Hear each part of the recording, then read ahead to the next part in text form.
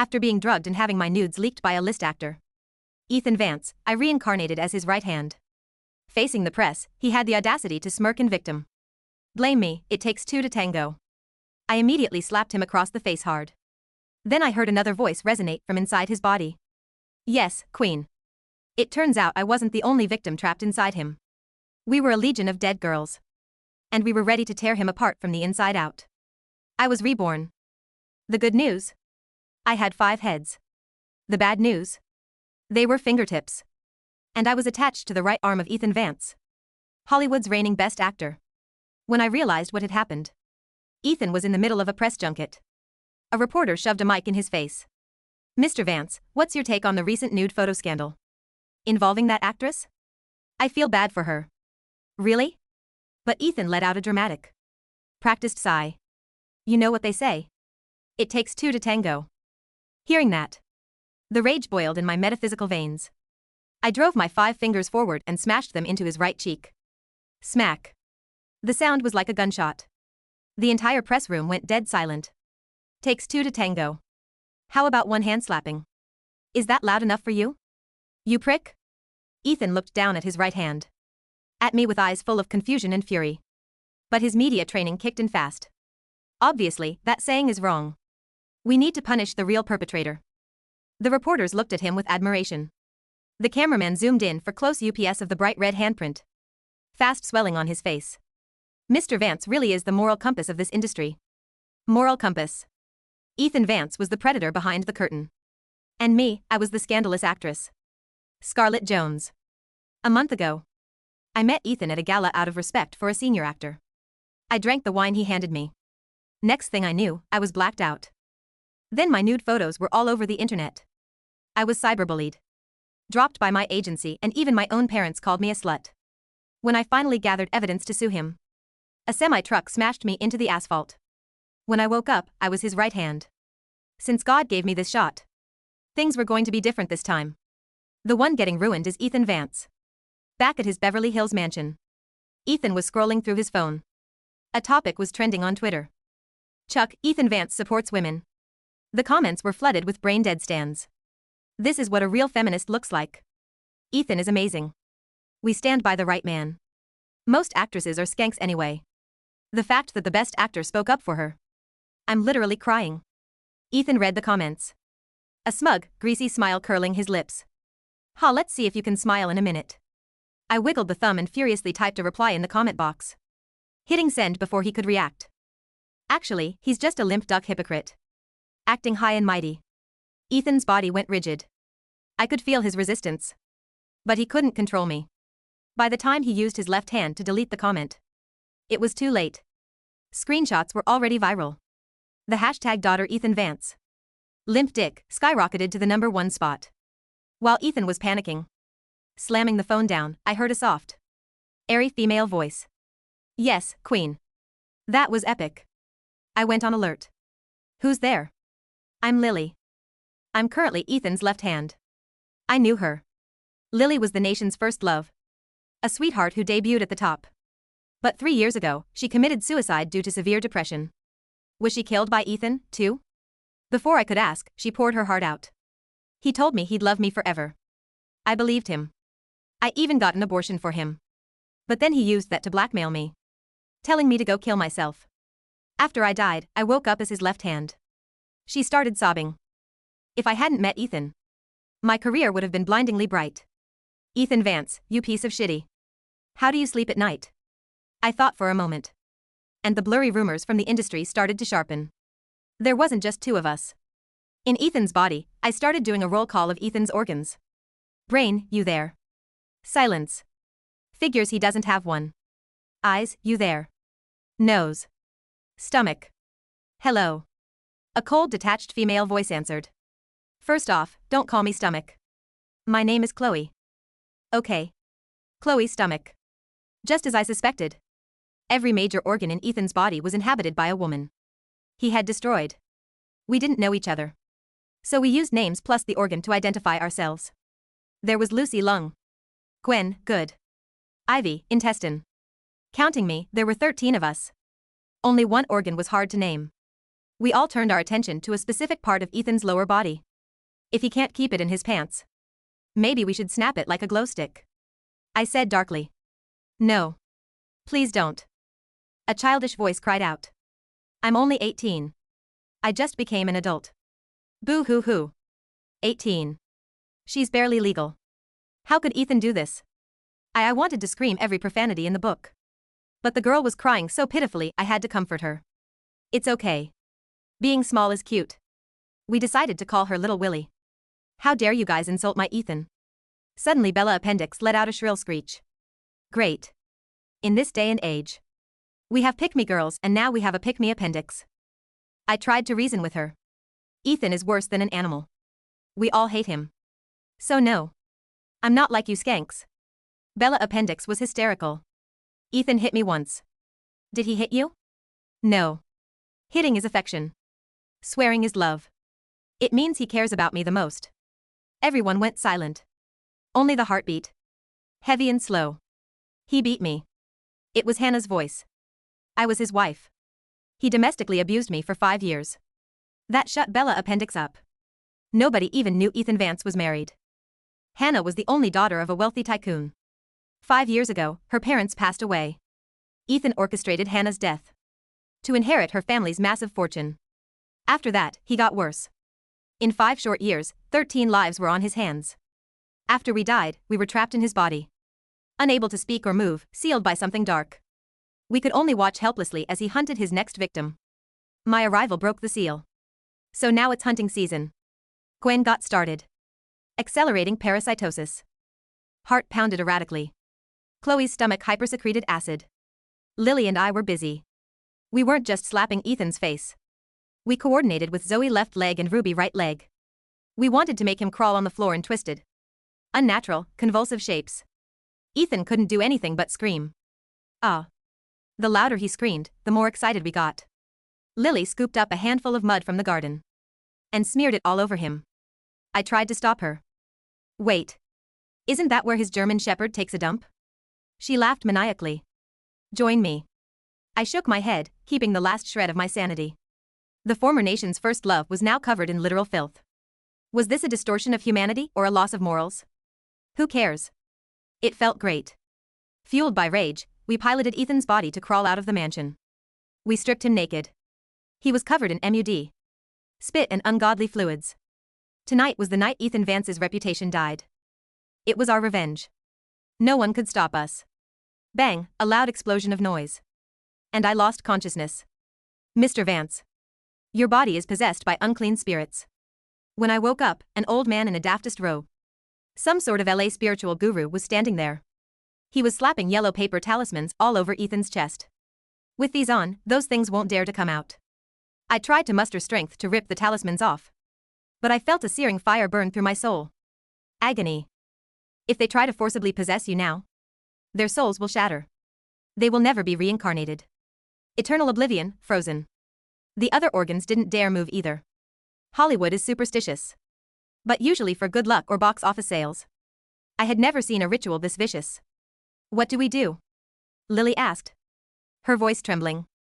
Luckily, our telepathic communication wasn't blocked. Same as before, Chloe's stomach said coolly. We camp out until he dies of natural causes. Then see if we can escape. The others agreed. Our lives were already ruined by him. Are we going to throw away our afterlives too? While everyone was panicking, a laugh like a hyena broke out. It was Bella Appendix. Earlier when we made Ethan crawl like a worm, she was screaming insults at us. Now she was gloating. See? You try to hurt my Ethan, karma gets you. Ha ha ha ha. Suddenly the laughter amplified in my ears. Ethan was using his right hand to clutch his lower abdomen. Master, my stomach hurts bad. What's wrong? The guru squinted and stroked his beard. Oh, probably appendicitis. Ethan didn't hesitate. Doc. Cut it out. After the trauma of the last 2 days, he wasn't taking any chances with his body. Bella Appendix stopped laughing instantly. Sisters, help me legs. Don't walk. Don't let him go. We stayed silent. We all heard the guru. Forcing control meant soul destruction. Besides, she was annoying. Ethan got his appendix removed. His mood improved significantly.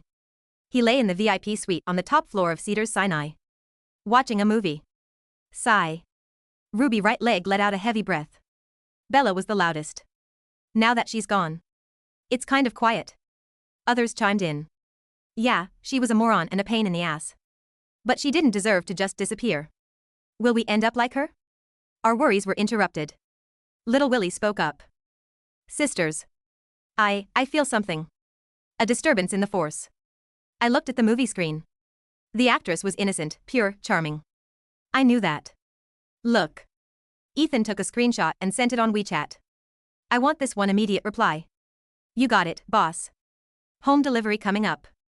He didn't treat women like people. Just meat. The body erupted in curses. Shameless. Another victim. Someone give me a knife. But I noticed something on the chat history. Boss, the truck driver is in position. Ethan had replied with an okay emoji. The date of that message, the day before I died. Ethan killed me yesterday. I was too busy making him eat dirt to check his phone for evidence. Now the price to control him was too high. The door creaked open. Mr. Vance.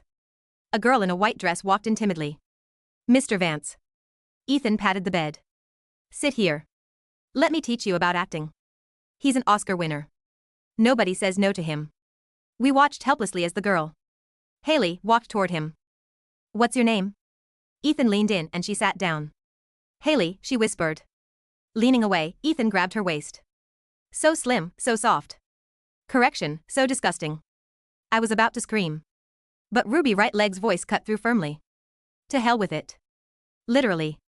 The next second, Haley was kicked flying across the room by Ethan's right leg. The sound of a bone snapping wasn't Haley's ribs. It was Ruby. As Haley flew across the room, crashing into a heavy velvet armchair and scrambling for the door, a scream tore through our shared consciousness. It wasn't a sound you hear with ears, it was a psychic shriek that rattled the very marrow of Ethan's bones. Run. Ruby's voice distorted, sounding like a radio frequency breaking up. Get out, you idiot. Haley didn't need telling twice. She bolted, sobbing, leaving one high heel behind. Ethan lay on the bed, stunned, his right leg twitching violently. What the hell? My leg, it moved on its own. The guru, the old fraud in the robe, rushed over, his eyes wide. The spirit in the leg. It violated the seal. The talisman is enacting the toll. Inside the void, it was an inferno. Ruby. I screamed. Ruby, answer me. The sensation was like pouring molten lead into a vein. We all felt it, the connection to the right leg was disintegrating. Ruby wasn't just being burned, she was being erased. It burns, Ruby whispered, her voice faint, like a candle guttering in the wind. Worth it. Did you see her run? She ran fast, tell Zoe. I'm sorry I can't walk with her anymore. Ruby. Zoe left leg howled. The grief was so physical it made Ethan's left knee buckle. Then, silence. The heavy, suffocating presence of Ruby's right leg was gone. In her place, there was just a hollow numbness. Ethan's right leg was now just meat and bone. Dead weight. Ethan sat up, panting, clutching his thigh. It stopped. The burning stopped. The guru wiped sweat from his forehead. The spirit is destroyed. Gone forever.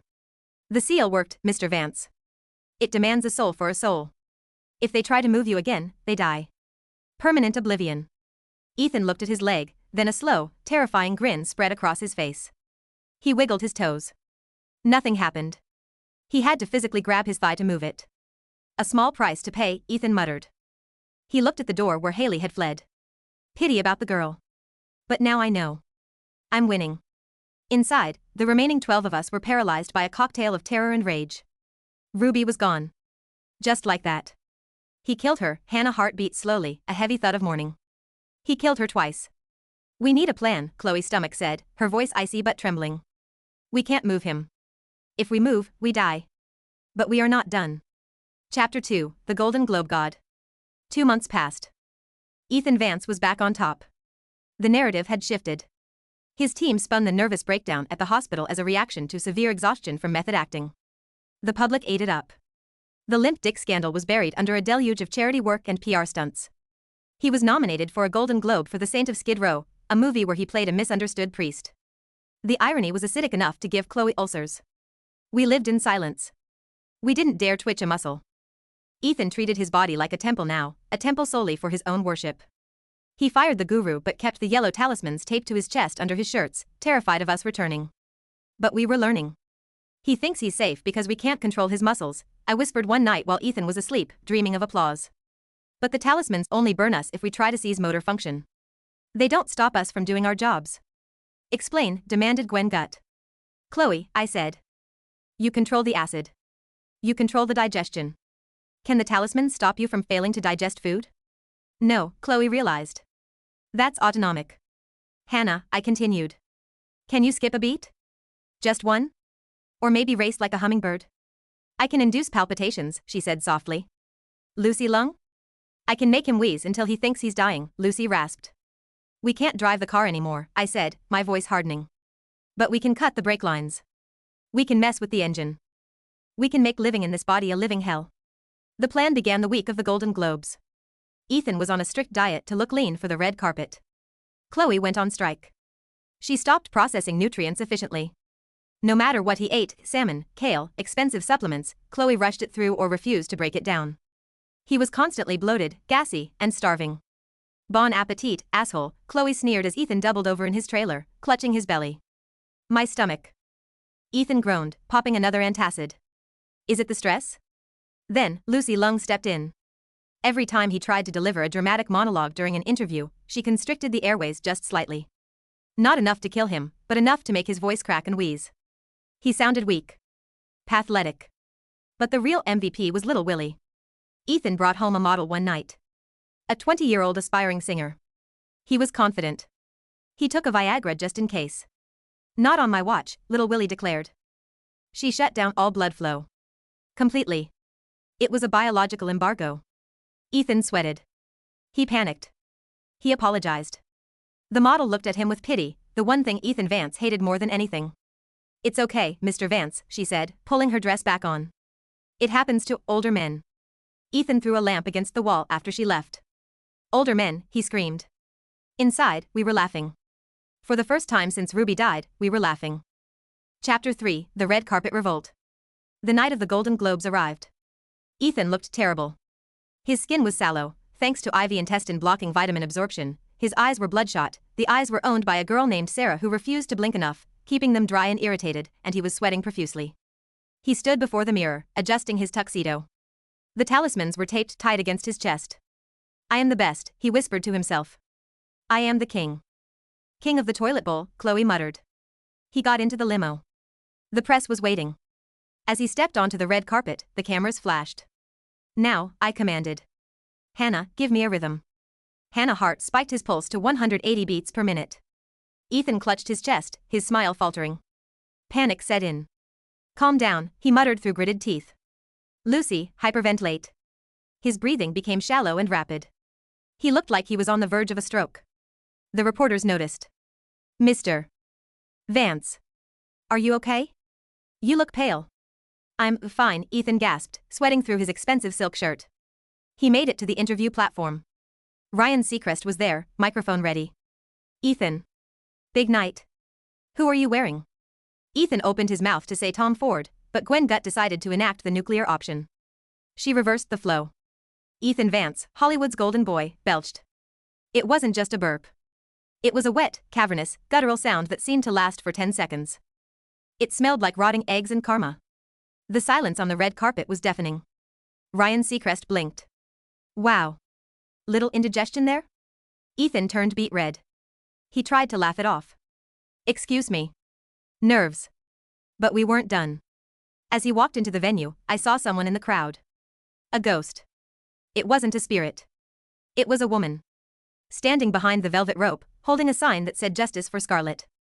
It was my mother. She looked older. Tired.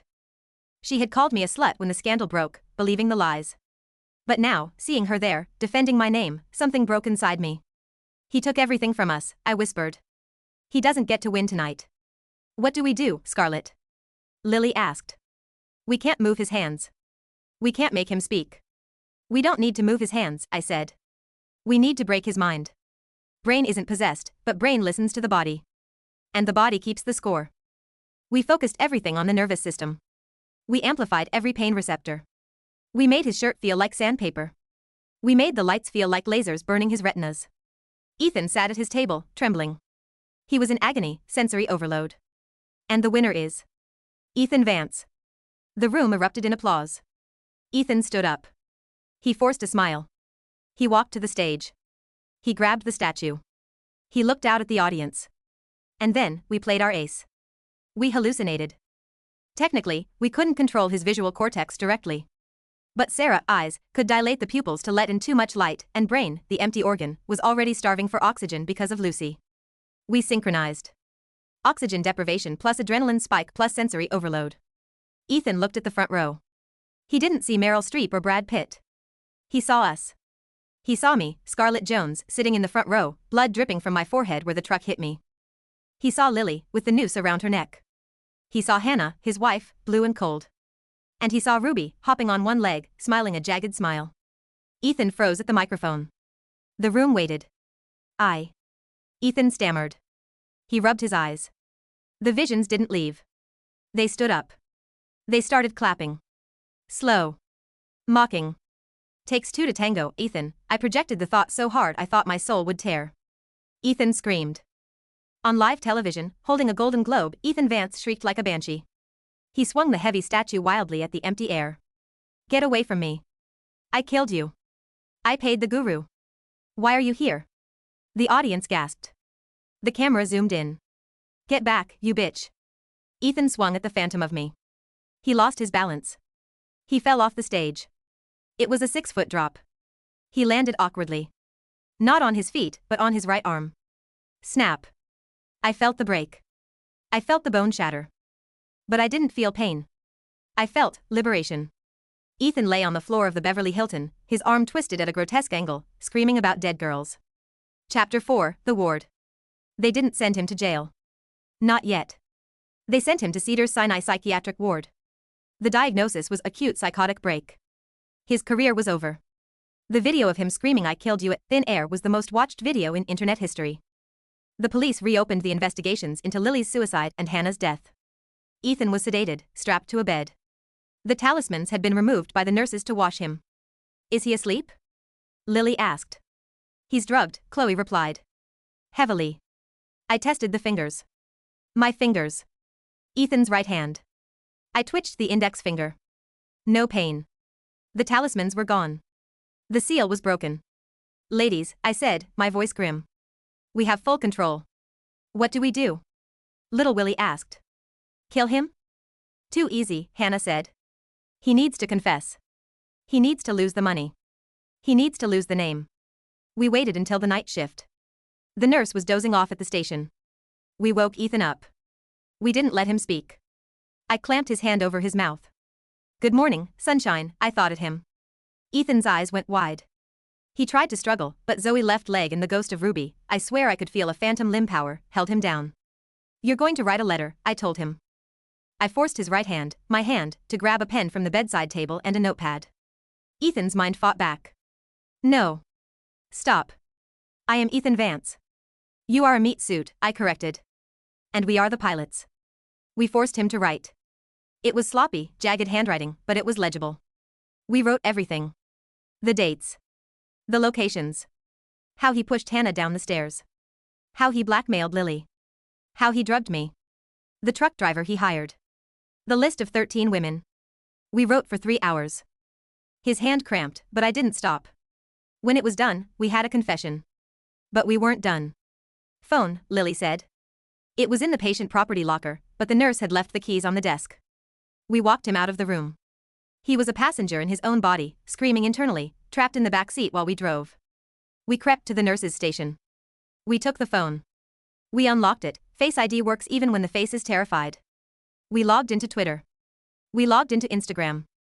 We posted the confession. We uploaded the photos he had kept as trophies in his hidden folder, the photos of us, unconscious, bruised. And then, we went live. Ethan Vance, sitting in a hospital gown in the dark, staring into the camera. Smile, Ethan, I commanded. I forced the corners of his mouth up. It was a rictus of horror. A Joker smile. I used his vocal cords. It was hard, raspy work, but we managed to synchronize. I am a monster, his voice croaked, controlled by 13 dead wills. I deserve to rot. We ended the stream. Sirens were wailing in the distance. The nurses were waking up. It's over, Hannah sighed. He's done. One last thing, I said. I looked at the window. We were on the 4th floor. No, Lily said. If we kill him, we stoop to his level. And we might trap ourselves in his corpse. She was right. Let him live, I decided. Let him live in a cage. Let him live knowing he is nothing. We walked back to the bed and strapped him back in just as security burst through the doors. Chapter 5, The Exorcism of Ethan Vance. The trial was the spectacle of the century. The possession defense didn't work because the physical evidence, the photos, the texts, the money trails, was undeniable. Ethan Vance was sentenced to life in prison without parole. He was sent to a maximum security facility. He was put in solitary confinement for his own protection because the other inmates, well, everyone has a mother or a sister. They didn't take kindly to men who hurt women. 6 months into his sentence, Ethan was lying on his cot, staring at the ceiling. He was a shell. He barely ate. He didn't speak. Inside, we were fading. The rage that fueled us was burning out. Justice had been served. The anchor that held us to the mortal plane was rusting away. I feel light, Lily whispered one day. Like I'm floating. Me too, Hannah said. I think my parents are waiting. One by one, the voices went silent. Bella Appendix was long gone. Ruby was gone. Now, Hannah faded. Then Chloe. Then little Willie, who finally got to be innocent again. Ethan felt the emptiness grow. He realized what was happening. He was going to be alone. Truly alone. Don't leave me, he whispered into the darkness of his cell. Please. Even you hate me, it's better than nothing. Don't leave me alone in here. But we didn't care anymore. I was the last one left. The right hand. I flexed the fingers one last time. I picked up a piece of chalk he used to mark days on the wall. I wrote one word on the concrete. Scarlet. Then, I let go. The sensation was like waking up from a long, feverish nightmare. The gray walls of the prison cell dissolved into blinding, warm white light.